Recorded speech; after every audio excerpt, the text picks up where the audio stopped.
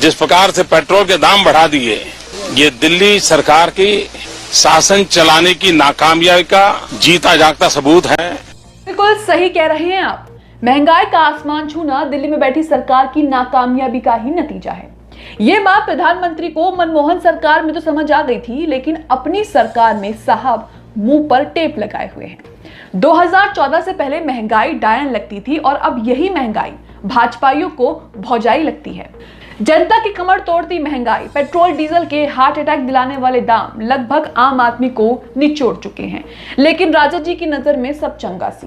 Petroleum मंत्री से जब आसमान छूती महंगाई का राज पूछा गया तो मंत्री जी कहते हैं फ्री कोरोना वैक्सीन, मुफ्त राशन, एम्प्लॉयमेंट जनरेशन, गरीबों के खातों में सहायक राशि देने जैसे कल्याणकारी योजनाओं में सरकार का पैसा खर्च हो रहा है। तो पेट्रोल डीजल के दाम जरा से बढ़ भी गए तो क्या हुआ?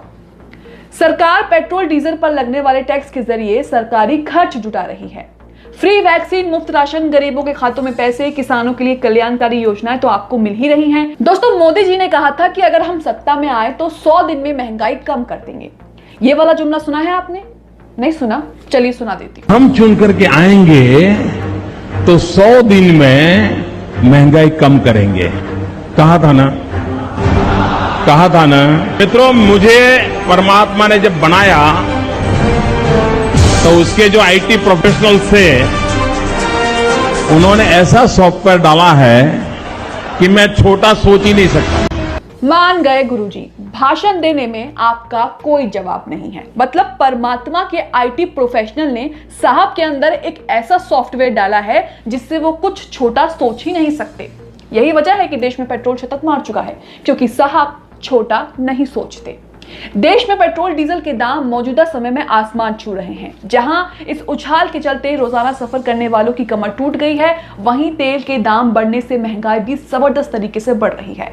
पिछले 1.5 महीने से ही तेल कंपनियां 25 बार पेट्रोल डीजल के दाम बढ़ा चुकी हैं। देश के कई राज्यों में पेट्रोल डीजल शतक मार चुके हैं। जनता की परेशानियों का समाधान करने के बजाय केंद्र सरकार बचाव की मुद्रा में नजर आ रही है। और पेट्रोलियम मंत्री तो ये कह रहे हैं कि सरकार पेट्रोल डीजल पर लगने वाले टैक्स के जरिए सरकारी खर्च जुटा रही है। तो इसमें परेशानी क्या है? अंधभक्ति का गीत गाते रहिए और राष्ट्र के लिए महंगाई में अपना योगदान देते रहिए।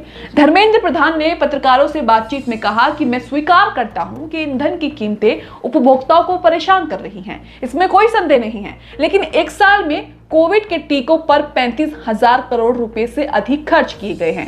गरीबों को 8 महीने का राशन उपलब्ध कराने के लिए प्रधानमंत्री गरीब कल्याण योजना पर 1 लाख करोड़ रुपए खर्च किए गए हैं।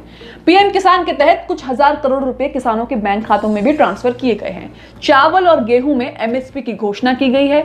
इसके अलावा देश के रोजगार को जनरेट करने के लिए विकास कार्यों के लिए निवेश की आवश्यकता हो रही है। ऐसे कष्ट के समय में हम पैसा बचाकर लोक कल्याण के कामों में लगा रहे हैं।